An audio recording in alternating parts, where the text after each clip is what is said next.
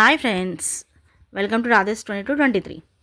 So ఈ వీడియోలో వచ్చేసి మనందరికీ కూడా ఒక చాలా ఇంట్రెస్టింగ్ బాడీ మీద మీకు ఈ వీడియోలో వివరిస్తానండి. అదేంటంటే మనిషి చనిపోయిన తర్వాత మనిషి చెవుల్లోనూ ముక్కుల్లోనూ దూది పెడతారు. దాని వెనకాల ఉన్న సైంటిఫిక్ రీజన్ ఏంటి అనేది ఈ వీడియోలో మీకు చెప్తాను. మా ఛానల్ ఫస్ట్ టైం చూస్తున్న వాళ్ళు ప్లీజ్ సబ్స్క్రైబ్ చేసుకోండి. సబ్స్క్రైబ్ చేసుకున్న బెల్ ఐకాన్ క్లిక్ చేయండి. మీకు కనుక వీడియో నచ్చితే లైక్ చేయండి. ఈ విషయం తెలియని వాళ్ళకి మీ ఫ్రెండ్స్కి షేర్ చేయండి. ఇంకా వీడియోలోకి వెళ్ళిపోదామా మరి. మన మానవ శరీరం ఉంది కదా, మన బాడీ, హ్యూమన్ బాడీ, అది పంచభూతాలైన భూమి, నీరు, నిప్పు, గాలి, ఆకాశంతో తయారైంది. వీటిలో ఒకటి ఏంటిది? గాలి. సో ఈ గాలి మనం ఆక్సిజన్ ద్వారా, ఆక్సిజన్ పీల్చే గాలిని ఆక్సిజన్ అంటాం, విడుదల చేసే గాలిని కార్బన్ డైఆక్సైడ్ అంటాం.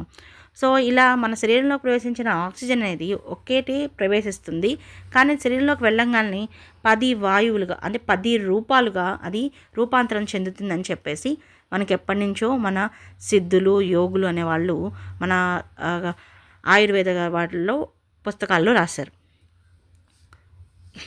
అసలు ఈ వాయువు ఎందుకు, ఆక్సిజన్ వెళ్ళిన ఆక్సిజన్ రూపాంతరంగా చెంది ఏం చేస్తుంది, ఎలా ప్రవేశిస్తుంది? మనకు ముక్కులోంచి గాలి వస్తుంది, పీలుస్తాం మనం.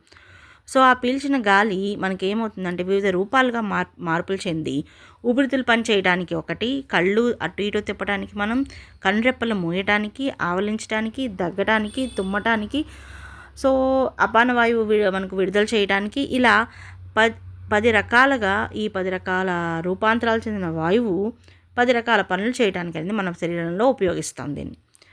అలా ముక్కు ద్వారా ప్రవేశించిన గాలి ఎలా వెళ్ళిపోతుంది? మనకు మళ్ళీ ముక్కు ద్వారా వెళ్ళిపోతుంది. నోరు, పాయువు, శరీర కణాలు, జీర్ణకోశం, వీటి ద్వారా బయటికి వెళ్ళిపోతుంది. అయితే మనిషి ఎప్పుడైతే బతుకు ఉంటాడో అప్పుడు లోపల ఉన్న ఈ 10 రకాల వాయువులు పనిచేస్తూ ఉంటాయి, శరీరం పనిచేస్తూ ఉంటుంది. ఎప్పుడైతే మనిషి చనిపోతాడో అప్పుడు ఏమవుతుందంటే ఈ 10 రకాల వాయువులు పనులు ఆగిపోవాలి కదా. మనకు శరీరంలో బాడీ పార్ట్స్ ఆగిపోతే పనిచేయటం, దానికి పనిచేసే వాయువు కూడా ఆగిపోవాలి. సో ఈ వాయువులన్నీ కూడా ఆగిపోతాయి. బట్ ఈ వాయువులన్నింటినీ కూడా ధనుంజన్ వాయువు అనే ఒక వాయువు ఉంటుంది. ఇది మిగిలిన 9 రకాల వాయువులను కూడా దాంట్లో కలిపేసుకొని ఒక డేంజరస్, మనిషి చనిపోయిన తర్వాత ఒక పాయిజనస్ గ్యాస్గా ఇది చేంజ్ అవుతుంది, విషవాయువుగా మారుతుంది. అది ఎప్పుడైతే మనిషి చనిపోతాడో అప్పుడు ఈ విషవాయువు అనేది బయటికి రావడం మొదలు పెడుతుంది. సో దానివల్ల ఏమవుతుంది? దాన్ని పీల్చిన వాళ్ళకు కూడా రోగాలు వస్తాయి.